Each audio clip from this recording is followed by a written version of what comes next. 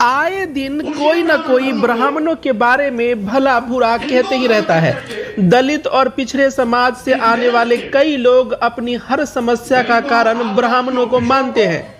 उनका मानना है कि ब्राह्मणों ने उन्हें शिक्षा से वंचित रखा, देश के आर्थिक संसाधनों पर जबरदस्ती कब्जा कर लिया, शासन प्रशासन में भागीदारी नहीं बनने दिया। हो सकता है प्राचीन समाज ऐसा रहा हो, पर वर्तमान में इसका कोई मतलब नहीं है। आज हर क्षेत्र में दलित और पिछड़े वर्ग को आरक्षण प्राप्त है। अगर फिर भी हम ब्राह्मणों का ही रोना रो रहे तो कहीं न कहीं यह हमारी कमजोरी ही है। भारत में ब्राह्मणों ने ऐतिहासिक रूप से धार्मिक और बौद्धिक ज्ञान के संरक्षक के रूप में अपनी पारंपरिक भूमिका के कारण प्रभाव और शक्ति के पदों पर अपना दबदबा बनाए रखा है। धार्मिक आध्यात्मिक मार्गदर्शन, शिक्षा और शासन के साथ उसके जुड़ाव ने समाज में उनके कथित प्रभाव में योगदान दिया है। आइए जानते हैं कि हम ब्राह्मणों की बराबरी कैसे कर सकते हैं। शिक्षा और ज्ञान को प्रमुखता देना।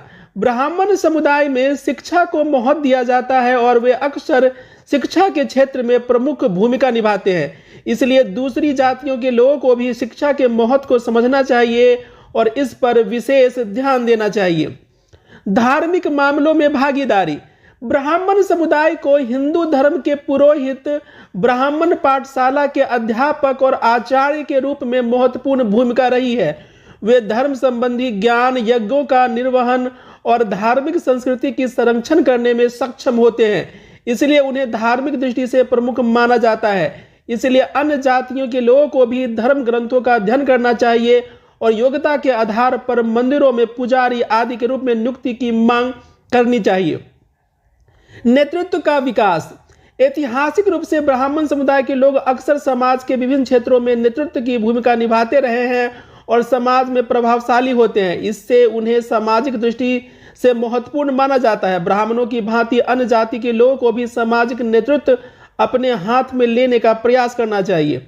सत्ता में हिस्सेदारी। ब्राह्मणों को विचारशीलता, संगठन क्षमता और नेतृत्व की गुणों के कारण राजनीतिक दलों में प्रमुखता प्राप्त होती है। इसके कारण उन्हें राजनीतिक दृष्टि से प्रभावशाली माना जाता है। अन्य जातियों के लोगों को भी सत्ता में हिस्सेदारी के लिए संगठित प्रयास करने चाहिए।